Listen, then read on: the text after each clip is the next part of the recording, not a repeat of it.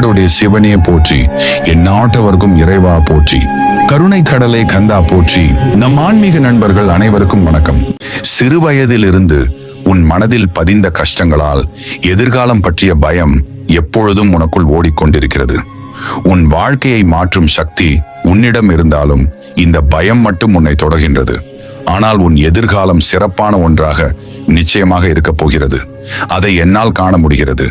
உன்னால் அதை உணர முடியாமல் போக பயமே காரணமாக உள்ளது. அஞ்சாதே.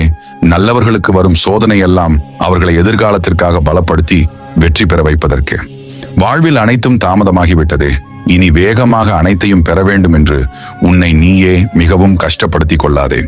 சரியான நேரமும் காலமும் உன் நேர்மறை எண்ணமும் ஒன்று சேர்ந்து பிரபஞ்சத்திடம் இருந்து தேவையான அனைத்தையும் பெறத்தான் போகிறாய்.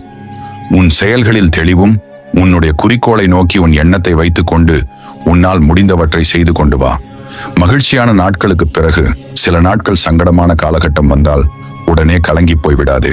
வாழ்க்கையை புரிந்து கொண்டு உள்ளாய். இங்கு இன்பம் துன்பம் மாறி மாறி வரும். துன்பமான நேரத்தில் மௌனமாக இருந்து ஆக்கப்பூர்வமான செயல்களை குறைத்துக் கொண்டு மனதில் இறைவனின் நாம ஜெபத்தை கூறிக்கொண்டு கடந்துவிடு. அதன் பின்வரும் உற்சாகமான நாட்களில் ஆக்கப்பூர்வமாக செயல்படு. உடனே உடைந்து நம்பிக்கையை இழக்காதே. வாழும் வரை காசில்லாதவன் செல்லா. காசு என்றாலும் வாழ்ந்து மறைந்த பெண் காசு உள்ளவனுக்கு நெற்றி காசு கூட சொந்தமில்லை என்பதுதானே நிதர்சனமான உண்மை. உன் மனதில் எவ்வளவு வலிகள் நீ சுமந்தாலும் உன் உதட்டில் எப்பொழுதும் சிரிப்பை வைத்திருக்கும் என் பிள்ளைக்கு வலிகள் போக்கும் மருந்தாக நான் உன்னோடு இருந்து உன் கஷ்டங்கள் அனைத்தையும் நான் போக்குவேன்.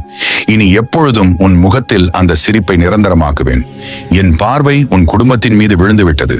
இனி நன்கு வாழப்போகிறாய். உங்களுக்கு இருந்த திருஷ்டி எல்லாம் ஓடிவிட்டது. ஒரு குடும்பத்தில் ஒரே ஒருவர் என் மீது நம்பிக்கை கொண்டாலும் கூட அவர் பொருட்டு அந்த குடும்பத்தையே காப்பாற்றும் பொறுப்பை நான் ஏற்கிறேன்.